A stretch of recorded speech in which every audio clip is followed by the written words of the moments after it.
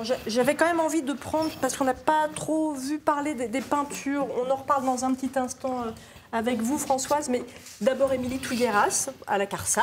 On va vous donner quelques infos, enfin c'est surtout vous qui allez bosser sur la pension de réversion. On a tous entendu parler de la pension de réversion, on ne sait pas forcément exactement ce que c'est. Alors qu'est-ce que c'est que la pension de réversion, Émilie? La pension de réversion, c'est la fraction de retraite que l'on peut verser au conjoint survivant lorsque son mari ou sa femme décède.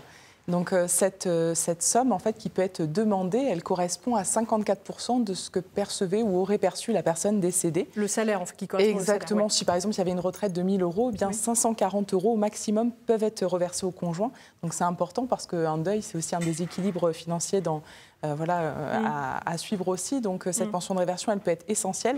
Il faut en faire la demande, c'est pas automatique, donc c'est vraiment important de le dire. Et elle peut être versée à partir de quand, suivant le décès du conjoint? Ça part toujours le premier jour du mois qui suit le décès. Si le décès intervient par exemple aujourd'hui, effectivement, ça partira au premier jour du mois qui suit. D'accord. Voilà, au plus tôt. Alors quelles sont les conditions de versement de la pension de réversion? Alors, la première condition, c'est une condition d'âge. Il faut avoir au moins 55 ans pour que la pension de réversion soit versée.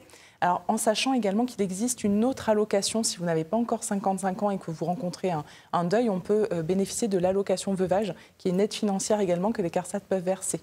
Voilà, donc première condition, 55 ans. Donc c'est l'âge du demandeur. Peu importe l'âge de la personne décédée, c'est vraiment l'âge du demandeur qui compte. Donc 55 ans. Voilà. Deuxième condition, c'est avoir été marié. Ça, c'est essentiel. Et on ne peut pas avoir été pacsé? Non, voilà.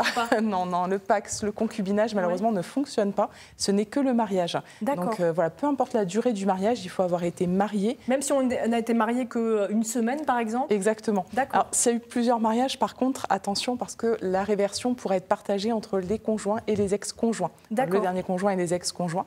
Mais en tout cas, il faut absolument avoir été marié.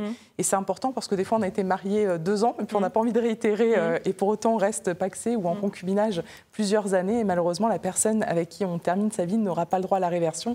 C'est l'ex-conjoint qui pourra en bénéficier. Ça peut être une des raisons pour lesquelles on peut encore se marier même si on n'est pas forcément pour le mariage.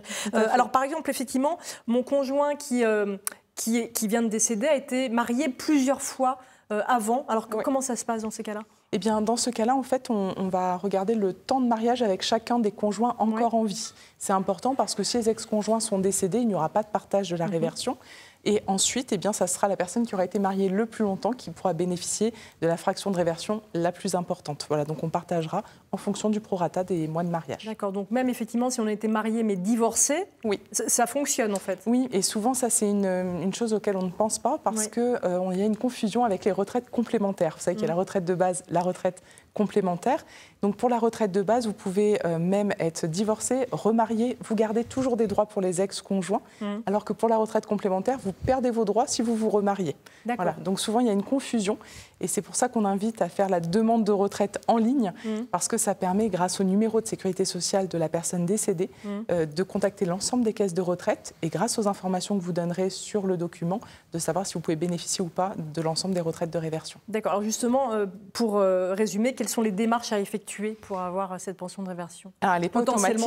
Oui, c'est ça, elle n'est pas automatique. Le délai, attention, vous avez 1 an pour déposer la demande de retraite de réversion sans perte de droit, c'est-à-dire qu'il y a un effet rétroactif. Et pour faire la demande, on va sur le site, le www.l'assurance-retraite.fr, demander ma retraite de réversion et puis vous vous laissez guider par le pas à pas. Si toutefois vous n'êtes pas à l'aise avec l'informatique, bien entendu, on reçoit dans nos agences, on vous accompagne. Le deuil, c'est une période un petit peu particulière. Oui, et puis on peut être un peu débordé par, évidemment par le deuil, le chagrin, mais par toutes les paperasses parfois qu'il faut faire. Ça peut être un peu compliqué cette période-là. Donc nos conseillers sont là aussi, donc le 3960 pour pouvoir nous joindre.